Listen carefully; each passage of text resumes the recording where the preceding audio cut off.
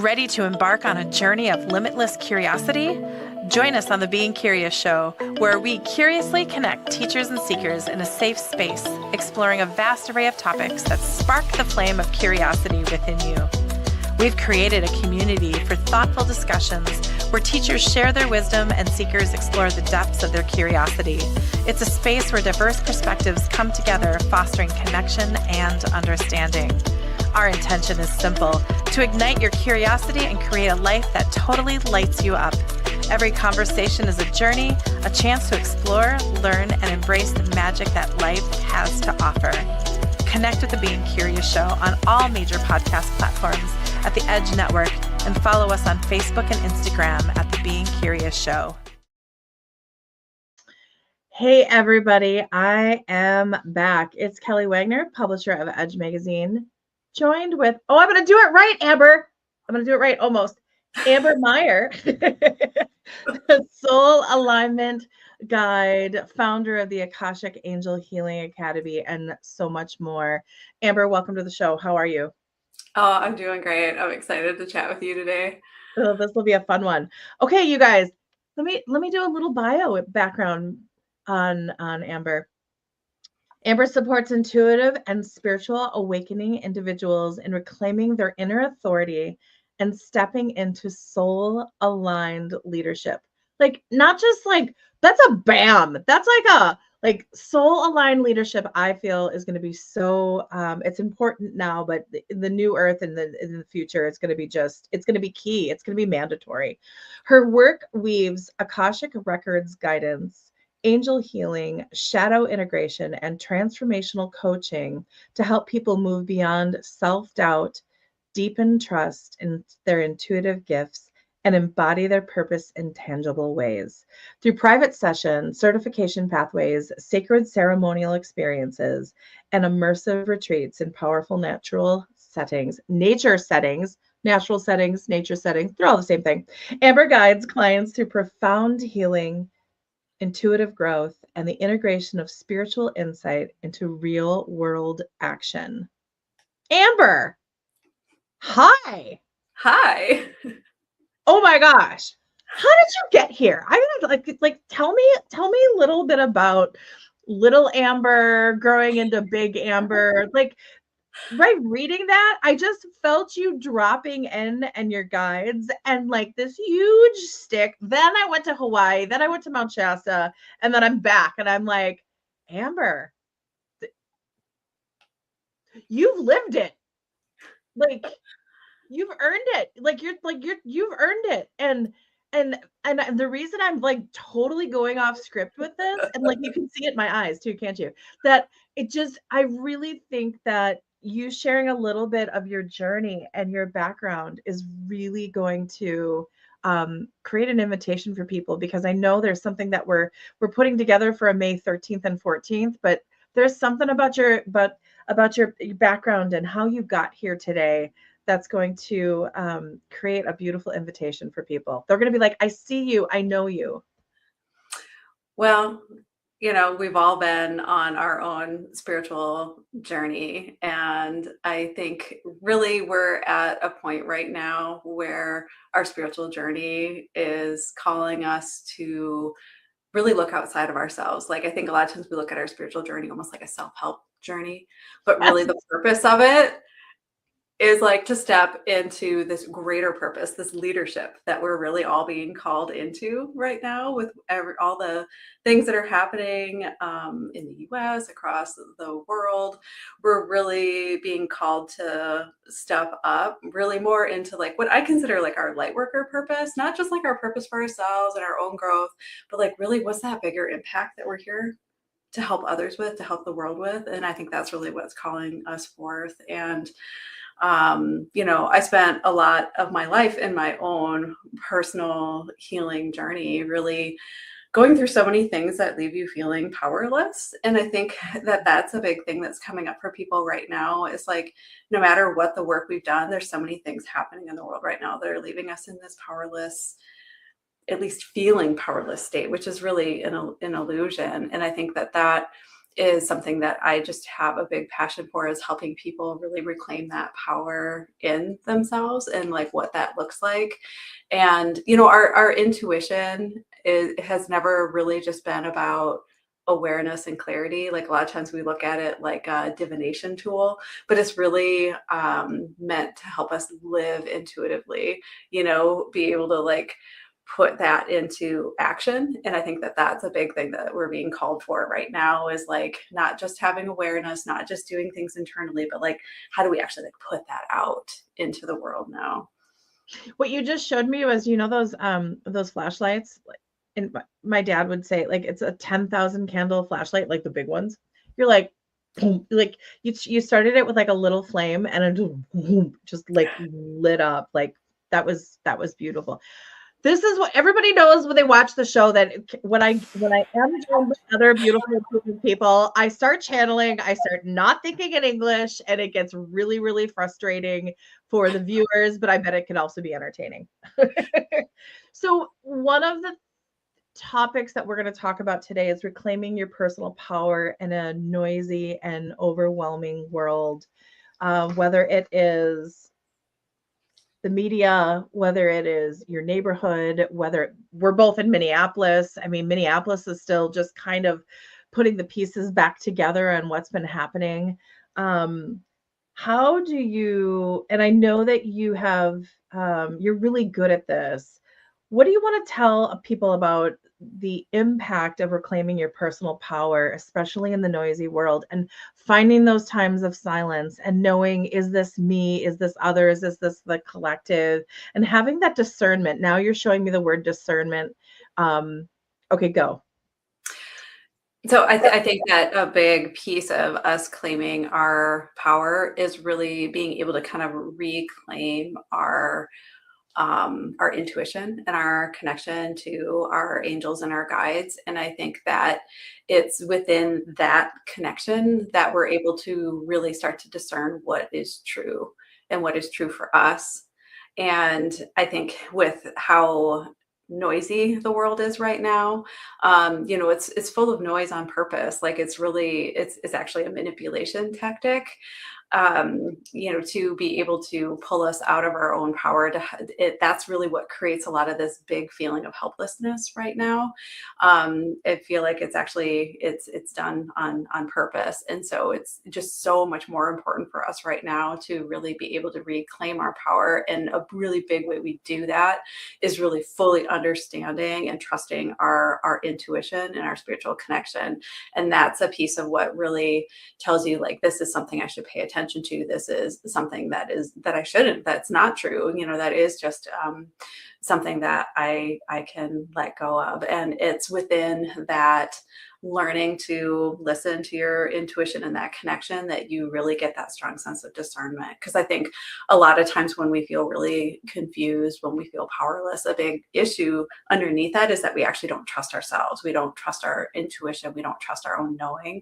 And so I think that is just more important than ever for us right now, just to like double down on understanding. How do you, in your everyday life, turn down the noise? I usually actually start off with, I try to have a really open and spacious morning and really do a lot of spiritual connection in the morning, because I find kind of like however you kind of start the day, you finish the day. And I'm not saying like avoid stressors, because I think it's actually important for us to stay in this physical world and understand what's happening. You know, like sometimes we have to turn off the news, like we need like these breaks, but turning off the news forever might actually not be a very good tactic for us. We're probably just going to actually bypass what is happening. But I think it's a mix of knowing like when to reset yourself, you know, like am I noticing stressors in my body that I need to take a pause and kind of reset myself, maybe reconnect in with my guides, my body, my peace, or really when is the time that I actually need to increase my capacity for stress? Because I think sometimes we're so focused on protecting our peace, and we're so focused on trying to like bring our nervous systems down, that we actually avoid growth. that we're always pulling ourselves back. And so we have to know, like, when do I really need that break and pull myself back? And when do I actually need to maybe step into actually being more uncomfortable so I can increase my capacity and my resilience? You just showed me a volcano of just sometimes the volcano has to blow and we Mhm. can't just like tap it down and just like, oh, no, no, no. But sometimes it's really cleansing to do that release, but it's doing it in a constructive way rather than just like off the rails, just like Yeah, yeah. Like I know, like we talked recently about how I've been discussing like in my community the actual like the power of anger, and that how rage can actually be sacred, and that's really what I'm seeing with the volcano. It's like when we do it in a really conscious and directed way, like our rage and our anger can be so powerful. A lot of times, it's an uncomfortable feeling. So a lot of times, like, we're really quick to try to bypass it and try to make ourselves feel better. But I mean, think about where we would be if we had never been angry in our lives. Like, it's like when you finally get so angry about something, that's when you set really powerful boundaries. That's when you stand up for yourself or others. That's actually like the fire, the lava in the volcano that actually moves things. And so if we can really take that just as like the sacred energy that it is and use it in purposeful ways, really coming from love, there's so much power in expressing that volcano energy. I'm like, I'm seeing a volcano and I know why, like, right? So we've touched a little bit on, and so a topic that's really hot right now is spiritual bypassing, like, Mhm. right? Let's talk about that for just a moment because you're a person I'd want to talk to about spiritual bypassing. I think spiritual bypassing is probably one of the most dangerous things that's happening in modern spirituality, because I think a lot of spiritual practices actually promote it like unknowingly. It's an unconscious thing. By what when we are instantly trying to get to calm, or when we're trying to rise above something, when we don't want to feel what we might consider low vibration emotions, like how we just talked about energy. There's a lot of circles that are like, oh, don't put angry thoughts at that, or don't focus on that, you're going to attract more of it, that type of thing. A lot of times that actually then has us really like bypass our feelings and to try to get around them, but really what's happening is we're suppressing them. And Yeah. and we know that when we stuff things, it eventually comes out in different ways. And so I think it's something that I'm really passionate about, is looking at all the ways that we can really um, kind of sneakily bypass. Like, it's something I still look at myself all the time. I'm like, oh, I'm actually trying to bypass that because it's challenging or it's hard. Because the real growth is when we actually dig into those things and move through them, instead of just trying to like rise above them and ignore them. It's interesting. A friend of mine told me like 5 years ago, when you see the storm coming, rather than pushing it or running away, or be the screen and just be a Mhm. screen, like a screen door, and just get grounded and just feel it and feel the feels and whatever comes with it. Yeah. And you might cry, you might scream, you might giggle, you might like, right, but just like feel it come and then feel it come through your body and then feel it leave. And I wish I always took that advice, by the way, because that's like great advice. Yet I think we spend so much time trying to take cover and to try to do this and like run away from it, where if it's just if it's being the screen and just letting it come through and feeling it, but then you feel the beautiful when it's passing and you're Mhm. like, okay, I did it in whatever context it is, but be a screen. Yeah, I love that. Be a screen.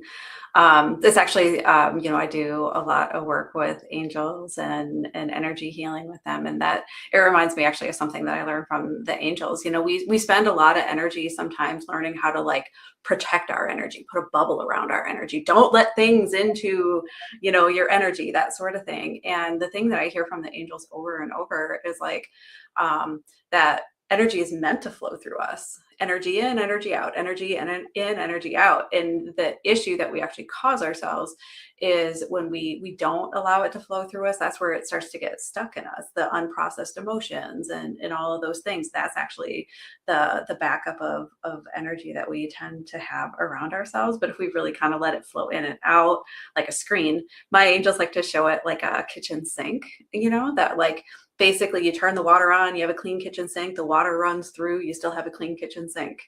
But the issue is like a lot of sinks, people put more than just water in it, so we have all these unprocessed emotions and things you didn't express and all of those different things, and then it starts to like clog up the sink, and then pretty soon you have this backed up nasty kitchen sink. And that's kind of what happens to our energy bodies, because we don't actually just let it flow through us.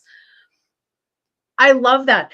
So I was talking to Fernando, the Aztec shaman, the other day, because you've got to talk to Fernando, the Aztec shaman, and he was like, I just show up all the time, and I'm open, and I just let everything flow through me, and I know that I will be met with the energy that I'm supposed to be met with, and it was so interesting talking to Fernando about that, and then you bring this up in this interview, and because I've always I either do like a cone of light or I do a bubble and in the shower every day. And I've always thought that the bubble was a really great tool because it was clear, it was agile, it had a little bit of space, but I was still able to do that. But just by talking to you, look at you doing an activation during our interview. I'm like, I've got the power of just letting it flow through me. Like, why bubble up? There's no need to. That's actually kind of the issue, is that people think they need all this protection. Yeah. And basically, if you believe you need a lot of protection, you're going to need a lot of protection, because you're basically saying that is more powerful than me. Yeah. Look at you, Amber Maier. Thank you. And I was like, oh, Fernando, good for you. You go and do all these things and you just stay wide open. Good for you. And then I'm like, oh, I'll go put myself in a bubble. But it's like, no, it's so cleansing. Mm-hmm. And then we do the ring of fire, and we'll talk about that later. Amber's gonna come over for a ring of fire, you guys. It's gonna be fun. Okay, so that really okay. I almost want to pause the show and then like go integrate for a little bit and then come back, because that was so beautiful and so powerful, like life changing. I'll let everybody know how popping the bubble works and just letting it flow through. But something that Amber is doing, and now I know why we kind of did our little side and now we're coming back, is she has a 2-day workshop coming up, and it's a Reclaim Your Inner Power series. You should Pop Your Bubble. that's the name of the series, Pop Your Bubble. May 13th and 14th, 2026. Let's just jump right in, because once people pop their bubbles, what can they do with you May 13th and 14th? 2 nights, 7 to 8:30 Central CST. Let's talk about workshop 1 and workshop 2. And hold on, let me take a step back. What, outside of what we've been talking about, what made you come up with this idea for this beautiful workshop? And then let's flow into the invitation for it. Yeah. Well, it's really like what we've been talking about. I know, we just like set it up. The world is calling us into leadership, no matter if like you have a position of leadership, how you lead your family, how you lead yourself. Like, we're really being called into a deeper level of spiritual leadership. And it's really impossible to do that when you don't understand your own inner authority and you don't understand your own inner power. And it's really hard to do that without also understanding how you are connected to your intuition and how that works for you. And so this 2-part workshop series is really about helping people reconnect with their inner truth and how to learn how to trust themselves again in a deeper way. And the other thing, before I forget to say it, these workshops are free. So please come. So the first workshop is really— You are so generous with content, by the way. I want to let you know that in the Edge community, as we grow, I always love receiving your emails. They're so thoughtful. but you're just so generous of giving away so much content and your wisdom. And I want to thank you. I want to thank you for doing that. It's fun for me. So it's great to hear that it's helpful, you know. Um, so workshop number one really focuses on moving from self-doubt into inner leadership. And so a big focus is like understanding how intuition actually works and how to begin strengthening it with a connection in like a real practical way. I've been teaching people how to connect to their intuition, their angels or guides, how to channel the Akashic Records for a long time. And like, honestly, like one of the biggest blocks that people have is that they don't understand how it's going to come through to them. And so they're looking for something over here and it's all happening over here. And then they're saying, I'm not intuitive. I can't channel angels or the Akashic Records. You know, I'm not talented enough. But what people don't understand is that it's not a gift that's given to a few people. Like like intuition and this ability to connect with our spirit team is like our first language. It's like a birthright, you know. It's just that we're not brought up to understand how it works anymore. We're brought up to really dig into our logical brain and all of those things. So it's almost like a lost art in a way. And so it's really just about reconnecting. Then the second workshop builds on that by introducing the Akashic Records as a tool for deeper clarity and healing.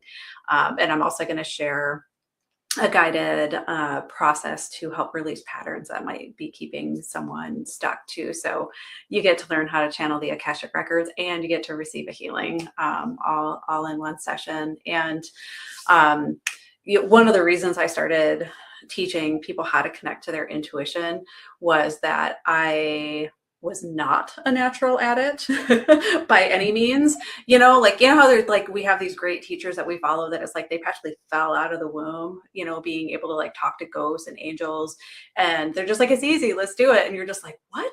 You know, like I was the person in the room that when we would break out and practice, I'd be like, I got nothing, you know, and it was either like embarrassing or frustrating because it just felt like I didn't have it. And so I spent a lot of time trying to figure out how this actually works and how I can make it happen for myself. And the Akashic Records were actually a tool that really helped blast it open for me, because it was like, I don't know, like intuitive messages on steroids. You know, it was like, oh, like this big flow of information actually coming in. I had a friend that described it once, that like listening to your intuition, it was kind of like a appetizer, and the Akashic Records was like a 5-course meal, you know, like on kind of like the depth and the flow of information. So I've heard that a lot from people that I work with, that was the first time that they really felt like things like really opened up for them by being able to utilize that tool. So it's one of my favorite tools to share. So both these sessions are just really meant to be experiential. So it's not like you're just learning concepts, like you get to like put them to practice right away. Well, something that I love to learn from people that had to learn it, if that makes any weird sense. Oh, yeah. When I've worked with people that came out of the womb being a healer, let's just use that as an example. But then you ask them, how do you do it? And they're like, I just do it. Exactly. Okay. Awesome. So like, if we were going to create like an SOP for what you're doing and how you're doing it, how do you do it? I don't know. I just do it. So to learn from someone, and this is an invitation to everybody, to learn from someone that actually had to like blow it up, unpack it, figure it out, those are going to be the good teachers. My personal impression, because it's really hard to go to someone that's like, I just do it. It just happens. I just put my hands on the table, or I put it on your head and magic happens. Like, right? Yeah. That's really hard to learn from. But if you're like, hey, I struggled, I was in these classes, I got nothing. But then I've used these tools and these tips and these tricks, and this is what I do to break it down and open it up. That's what's going to be, those are really good teachers, I personally feel. Yeah, and that was what I needed, and that's really why I started the Akashic Angel Healing Academy. Was like I really wanted to give people like tangible, step by step instructions on how to do these things. Because I know when I was trying to learn it, it was like I really needed that structure and that guidance before I could just like kind of float off and be able to feel like I was really trusting what I was getting. And I think, it's like we look at our history and see like what brought us to where we are. Like I have before, running this academy and doing this work, I did over 20 years in like operations management and human resources, where I put together lots and lots of training. So I think like I have this really logical brain that can give you like step-by-step procedures, but also be able to like mix the intuition into it. And so I've had people tell me over and over that that was like really what they needed, to to be able to actually understand something instead of like, here, just try it. Oh no, believe me, like it's hard. It's like, how do you tell someone to ride a bike? Like, you just get on the bike and you go. Mhm. And I can see like parents when they're trying to. We have a bunch of new in our neighborhood, a bunch of the littles learning how to ride bikes, and you can tell the parents are like, just get on the bike and go, just go, and the kids are just like, what do I do? Like, right? So Right. Yeah. But I mean, the thing is that the practice is important too. And I mean, you probably can think of like how many courses and classes you've taken where you just like listen to people talk at you, but you didn't actually practice it either. And so I know it's like where the rubber really hits the road is when you actually do the practice. And so that's how I've set up, I mean, honestly, all my programs, but the Akashic Angel Healing Academy has so much like, I'll say forced practice in it, because people are nervous, like usually people are like, oh my God, I have to practice on others. But then they realize once they start doing it, that that's really where they start to trust their abilities and really get that validation of what they're getting. People try to practice on themselves all by themselves all the time when they're trying to develop their intuition. And I can tell you that is the hardest way to develop trust, because you are going to be your number one critic the whole time. You're going to question everything that comes in. But if you can practice with others, that's really where people's skills really start to blossom. tell me about the first time when you were reading the Akashic records and you were like, I'm onto something. Because I can see that you tried and that you were doing the practice and you're doing it. And then there was one time where you just kind of came in and it all just kind of locked in. Um, I had always loved to do channeled writing, was like a big thing that I would always do. And I remember I would just sit there with my journal and just like, you could just like almost feel like the gears clunking in my head, like nothing was really happening, or maybe I get a word or this or that, it just felt so like piecemeal and disconnected. And then opening up the Akashic records and literally just like getting into this flow where it's like I had so much guidance coming in, like I almost couldn't keep my pen up with it, and then reading it afterwards and realizing like there was words in there that I don't even use. Like you would have to like look like, what does that even mean? I have to look that up. It just felt like so much validation, and just really really taught me like really how like all of my clairs come together too. It was such a cool process. Oh gosh, yes. I mean, like I saw it. I could just be like, yay! Right? Well, especially since you did go to to classes and go, and then you did do this and you did do that, and to be able to have that um getting out of your head and just doing it is Hmm. just so beautiful. Oh my Yeah. gosh. Okay. Everybody, May 13th and 14th. But then there's also another invitation about AHA, which is the Akashic Healing Academy. Amber's touched on it a couple times during this conversation. Amber, tell us about AHA. Tell us, and I love that AHA with it. Tell us about the Akashic Healing Academy and what activities do you have going on right now? How does someone get involved? Let's talk about that. So the Akashic Angel Healing Academy, I shorten it to AHA, and really like it's a total like nod to my angels and guides and the Akashic Records for like literally all the AHA moments that I have been given working with the angels and the Akashic Records. Like seriously, like one 10-minute reading probably saved me 10 years of therapy, kind of thing.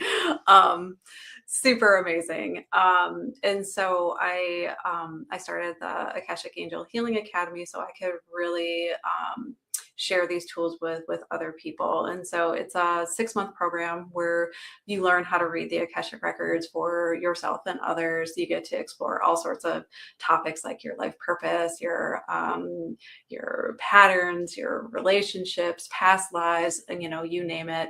But I also I'm a healer at heart, so it's really hard for me just to focus just on getting guidance, because whatever comes up in guidance, usually there's something that could use a little something, little Yeah. healing.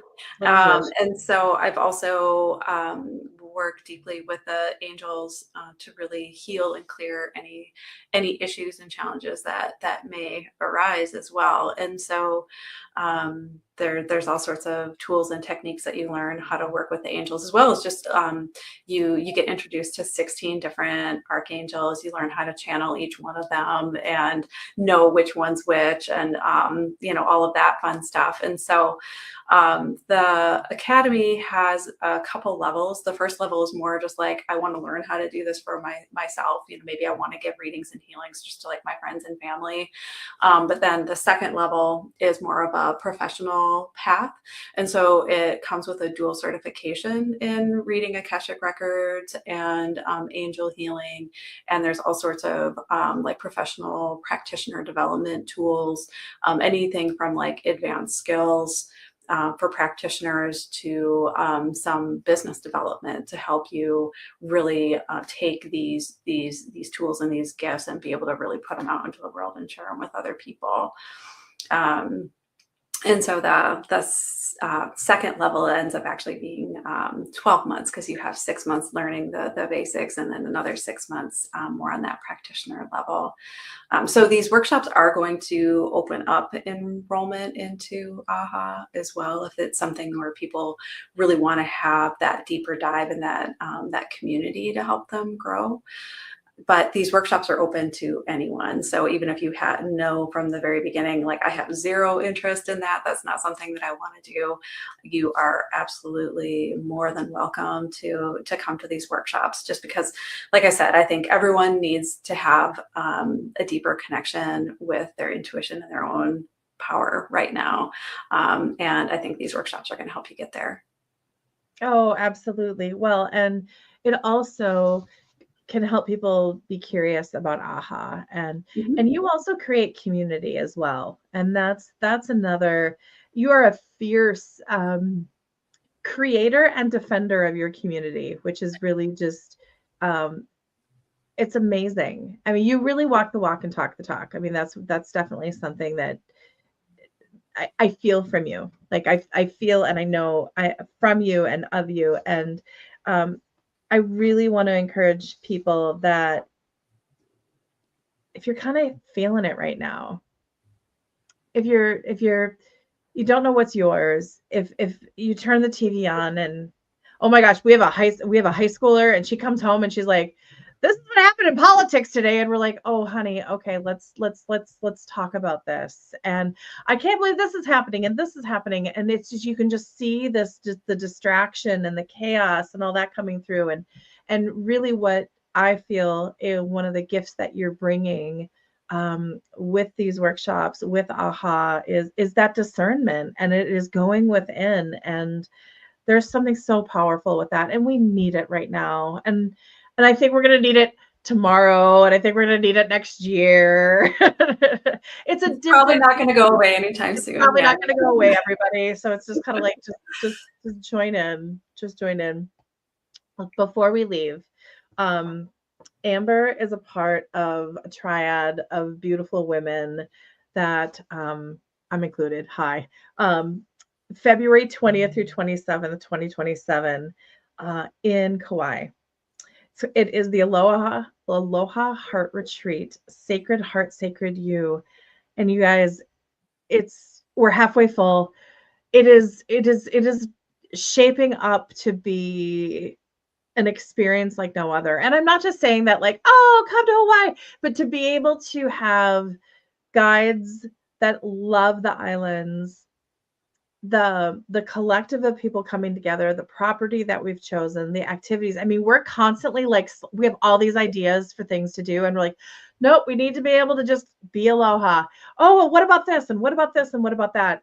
So much fun creating an experience. And I actually said in one of our meetings, I was like, I want to go to this retreat. And Amber was like, Kelly, you are.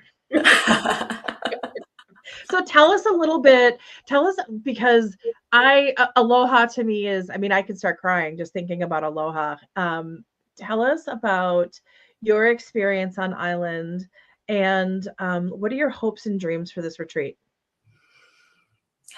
So I've been to Kauai a few times now, and like it instantly just had like this home feel, and I found that there are just some places on earth that just seem so much more magical than others, like we talk about the veil being thin or whatever, but it's kind of like that, it's just like where it's like you can just like drop in and find your spiritual connection where maybe during most of our lives, we have a hard time getting out of our heads, like that sort of thing. And so like Kauai is definitely one of those places for me, like Mount Shasta is another.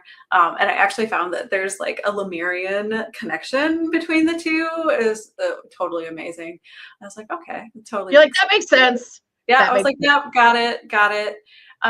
But Kauai just was this place where like I instantly could just like drop back into me and my body and found my spiritual connection just like that, and every time I've gone there, I've just had this really powerful reset of just having so much gratitude for life and really reconnecting with what is really, truly important, and feeling like it just really gets me almost like back on track with like my living in my purpose, where we can just kind of bump out of that so much in regular life. And I feel like spirit is just everywhere there. And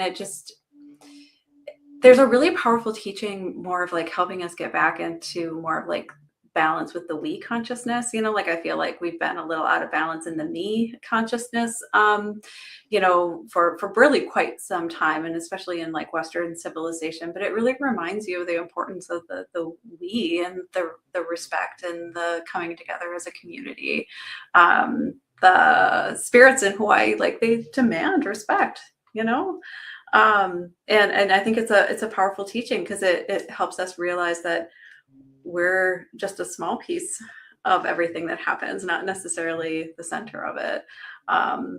But my hopes for folks is that they can have some of those same experiences, where they really get to slow down, reconnect to the beauty in life. And we have so many powerful experiences to help them with that. And it's being curated with love and aloha. I mean, if I could say anything that from behind the scenes, it is so important for us, for people. If you want to go have a touristy experience, go have a touristy experience. And we're going to give blocks of time for people.